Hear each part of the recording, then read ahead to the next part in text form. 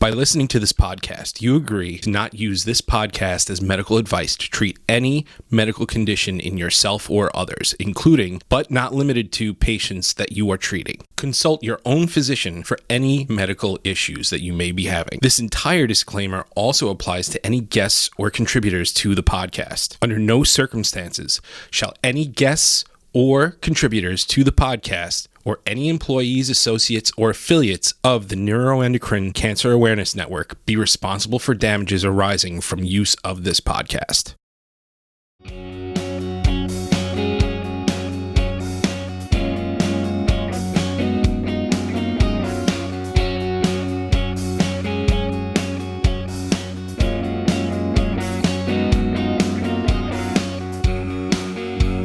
Welcome, everybody, to another edition of Let's Get Real with NCAN. I'm your host, Mike Wayman, and before we get into another patient testimonial episode, we've got a big year planned for 2025. We have Alabama coming up in March, which will be an awesome conference, another patient conference in April at Charlotte, North Carolina. We also have things in the works for Minnesota. We have something for New York, New Jersey. It'll be great, really great year this year. So if you want all the details, go over to netcancerawareness.org. That is also where you can get all the NCAN merch. It's a way to show your support. It's a way to show your stripes. And right now, until around Valentine's Day, we have a promo going on. The promo code LOVE20 will save you 20% on any of your jewelry wants. So again, netcancerawareness.org. And if you can head over to the social medias at netcanceraware, you can also keep up with us there. So without further ado, I'd like to welcome our guest, Julie DeClercq. Thank you. Thank you for coming on to the show. I appreciate it. You have been a part of our little NCAN clan for a little while now. And why don't you tell everybody a little bit about your journey, your NET journey? Okay. I was diagnosed in October of 2019. I had symptoms off and on for probably about 12 years prior to my diagnosis. Lots of abdominal issues, bouts of vomiting and things that came out of nowhere, fatigue, joint pain, lots of things that were going on, but nothing that we could really pinpoint a reason for. So my doctors had diagnosed me with anxiety and depression and lots of other things and food issues, and everything we tried, nothing seemed to work. And in October of 2019, I finally, I went into the emergency room with really bad abdominal pain, and they did a scan, and that's when they saw the NETs, the tumors. There was a blockage, and they did a resection on me, and they removed the primary tumor and in one lymph node. And when the path came back 2 weeks later, that was when we were told it was NETs. My local oncologist sent me to another opinion to a bigger university to get a second opinion. And they all felt that I should do a watch and wait. And I was feeling much better after the surgeries, but they felt I should just do a watch and wait and not do anything, no treatments until symptoms worsen. About a year later, I started going on Facebook and checking out all these forums, and that was when I found NCAN. And I talked to Marianne, and she put me in contact with Dave Vickery from the Michigan chapter, and he talked to me and encouraged me to go get a third opinion at the University of Iowa. And they felt that they could do a debulking surgery and reduce my tumor load by more than 70%. So I ended up going there in September of 2020 during COVID, had my second surgery, and they reduced my tumor burden by about 90%. They did another small bowel resection, removing about 20% of my small bowel, removed the gallbladder, ovaries, numerous tumors in my mesentery and rectum, and they did a liver ablation and a liver wedge resection.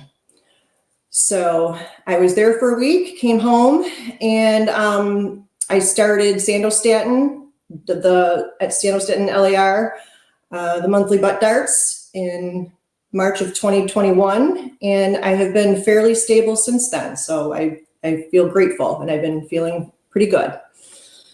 That's my story in a nutshell.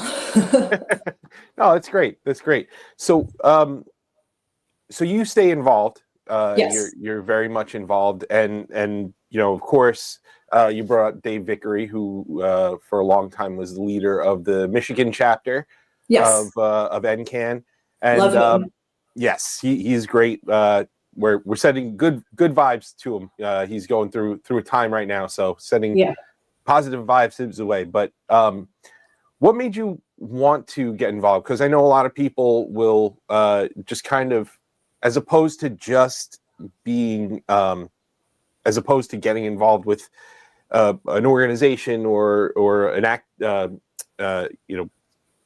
or an association like NCAN and stuff. Some people will just stay to themselves. Some people kind of just look for resources and whatnot. What made you want to get involved in advocacy? I think the more I was going on these forums and the more that I started meeting people, and I came to, I've been to 3 or 4 conferences already through NCAN, the more people that I met with the same disease or a variation of NETs, I was realizing a lot of our stories were sounding the same. Mm-hmm. And I know that when I first got my diagnosis, what a dark time that was. And I was asking for resources from my local oncologist, and he just kept referring me to the American Cancer Association website. He didn't have anything for me. He just said, go check out the website. And I did, and I wasn't finding anything. And it was a very dark and lonely time. And I remember when I finally talked with Dave Vickery, and he chatted with me for about an hour. Let me tell my story. He shared his story, gave me a whole bunch of resources, and he gave me some hope. That was the first time I felt lighter in a long time. And I really felt like I wanted to also try to do that for somebody. Try to meet somebody as they're going through that process earlier. It was about a year before I even met anybody with my disease.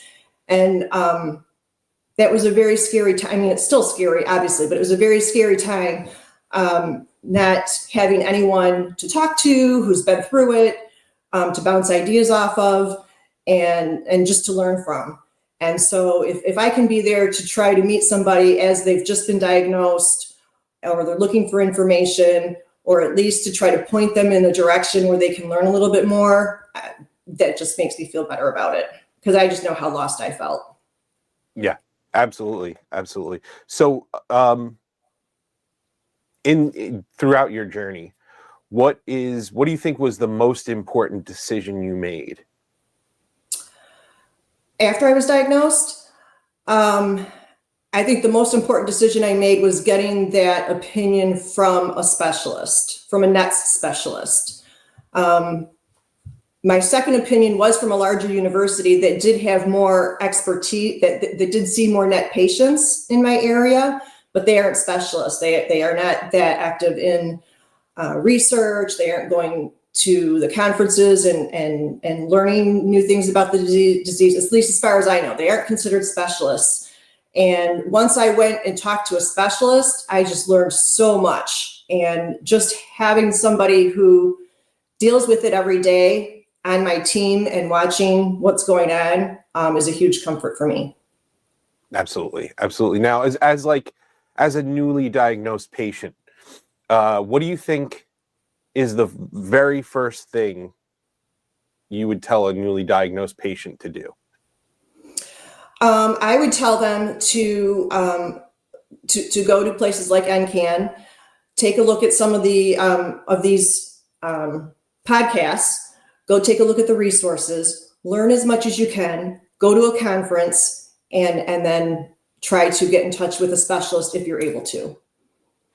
And do you have because you had your own journey and stuff. How did you stumble across your support system? Like, how did you stumble across NCAN? Because there's a lot of stuff on the internet. Mm-hmm. You Google the internet and you fall down rabbit holes, and there's a lot of misinformation and stuff like that. So what directed you there? What do you think is probably the best course of action to get your resources? Oh gosh, that's a great question. I mean, I probably trolled all these different Facebook groups for probably about 6 or 7 months before I actively did anything, because I was just kind of watching and reading, and just trying to learn and trying to figure out what was good information, what was bad information. And boy, I did that for a long time before I finally decided. It was actually when COVID hit, was when I finally decided I needed to be more proactive in my care and not just accept what I was being told. And to, I tend to be more of a passive personality. So I would just, if the doctor said this, I'd be like, okay. And, and not challenge them. And I decided it was time for me to take more control with my own health and try to find the answers on my own. And I'm not discounting doctors at all, because I have so much respect for the medical community. But it just took me to finally educate myself, and to, that was when I called Marianne at NCAN, and then she directed me to Dave. Yeah, I think a major take home for everybody, and we say this a lot, but question your doctors. Yeah. And if they can't take you questioning them, you might want to find a different doctor. Yes. Yeah. Which is hard to do. It's, for some people, that's a very hard thing to do. Yeah. Yeah. Yeah. I think what's pretty incredible about the NET community and the NET community of doctors, by and large, not completely, but by and large, they're very open to you questioning them. Yes. I think there are an incredible amount of variables in this disease and navigating it that really do make it difficult to just do things one way. And if you don't feel comfortable with what a doctor, the route that they're taking you on, find another doctor. And if that doctor gives reassurance to that other doctor, or gives you a solution that you're more comfortable with, then yeah, you have to do that. I think people are, like you said, they're a little afraid to question or fire their doctor. Mm-hmm. And you need to know that it is okay to do that. You kind of have to from time to time. Well, it was interesting, because my local oncologist had originally said, yeah, you are not operable.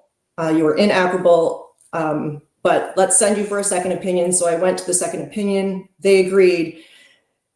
And I kind of accepted it at that point. And then as I was on the forums and I was reading more things, and I was comparing what I was reading to my own reports, and I was looking at it, and I just wasn't feeling like that was the final word. And it bothered me so much to know that I had these tumors in my body and I'm not supposed to do anything about it, just wait for them to get worse. And it just didn't feel right to me. And that was when I called Marianne. So. Yeah, that's great. That's great. So throughout your journey, everybody picks up a little tip or a tidbit or a little helpful nugget here or there along the way. So what's something that you would suggest? What's some sort of like hint or trick that you've picked up throughout your journey that you would impart onto somebody else? I am much better about listening to my body. If my body says it's time to take a break, and I'm not feeling great, I'm just not feeling it, I don't apologize for it. I just stop what I'm doing if I can, and try to take a break, not push myself like I used to. So I'm much better about listening to my body. And I'm also not as passive as I used to be, and much more questioning of things that I am now than I used to be. And so I would tell you, listen to your body and listen to your gut. Yeah. My gut was talking to me for 12 years and I ignored it. Yeah, I think that's super important, and it's super important for anybody to hear that, like, hey, there are some things that you can't stop in the middle of, but Right. for the most part, things are going to be there tomorrow. Right. And if your body's saying, hey, you're kind of done right now, it's really important to recharge. It's really important to handle that, Right. and not feel guilty about that. And that's hard. That's very hard. Yes. Yeah. So definitely need to shed the guilt on that. It's really important, because if you're not taking care of your body, you're not taking care of yourself. Right. What are some things, because in the net space, I'm trying to, on this podcast especially, and as we go through the conferences this year, you will find that mental health is going to be highlighted a little bit more. I think the society, the way it is, it's coming more to light, and mental health in nets is also a very, very important thing. So what are some things that you do to help improve your mental health with with this disease? Oh, geez. Yeah, mental health is definitely going to be a struggle. I find, like, with my nets, once I start feeling stressed, that can set off, like, the carcinoid syndrome, and then I just start feeling worse, and I get flushing and the digestive issues. And so it's so important to try to be as healthy as you can physically and emotionally. And whether that's, that's going to be different for everybody. I've recently slowed down on social media. I'm trying to concentrate on things that I can control. Surrounding myself with loved ones and people that are positive in my life and support me in my life, and trying to focus on little things that I can do and that make me happy. I don't know, that sounds kind of hokey, but those are my methods. Yeah. Well, no, it's very important. It's very important that you're listening to your body. You're listening. Yeah. Your mental health is a part of your body, and listening to that is super important. And yeah, I think taking the time for yourself, that's number one. That's and I'm not going to lie, anti-anxiety meds, they help too. Yeah. Hey, listen, it's a thing that needs to happen sometimes. It's there is really no shame in taking those anti-anxiety and those antidepressant not at all medications. Of course, speak to a doctor before, but right. Everybody's different. Yeah. But you don't know how they'll interact with each other, but it's right. There's no negative connotation to taking any of those medications. No, there's no right or wrong answer for anybody. Exactly. But mental health is super important, and obviously, it's your support system is propped you up enough to fight and to keep pushing and keep advocating, and it's really great. Thank you.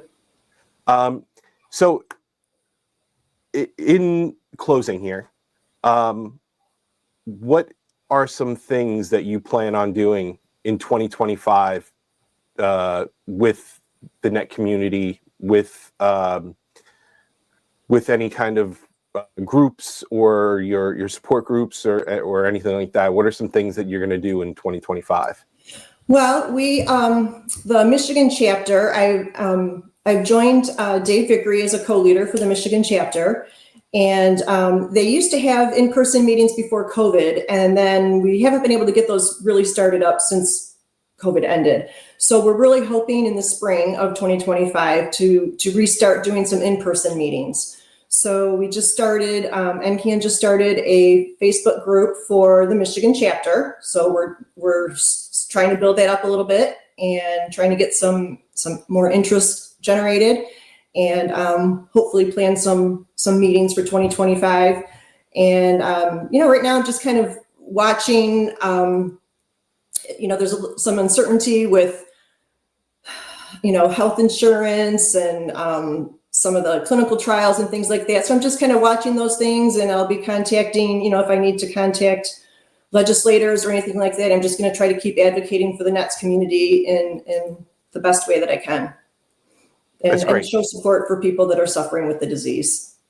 That's awesome. That's awesome. Thank you so much, Julie, for joining us, telling your story, giving some fun tidbits of information. It's really great to have you here and see you thriving. Well, thank you so much for all that you and your family does for the NETS community. We are very, very appreciative. Oh no, it's our pleasure. Our pleasure. So everybody, once again, please, if you enjoy programs like this, subscribe, give 5-star reviews wherever you're consuming this. All those things cost you nothing and help us greatly. So please do that. If you're looking to give a little bit more, go over to netcancerawareness.org. That's where you can find all of our events. You can find the Zebra store. You can also find a donations page, a glossary of terms, net terms, and whatnot, blogs, little things to get you through your day. Little tidbits of information that'll help you a little bit. And yeah, all of our events, we will be all over the country this year. We're adding a Spanish-speaking conference this year, which will be a lot of fun. And of course, our YouTube channel, go over to that and check out all the videos, including this if you are listening on a podcast streaming platform. So once again, thank you very much. And we'll see you next time on Let's Get Real.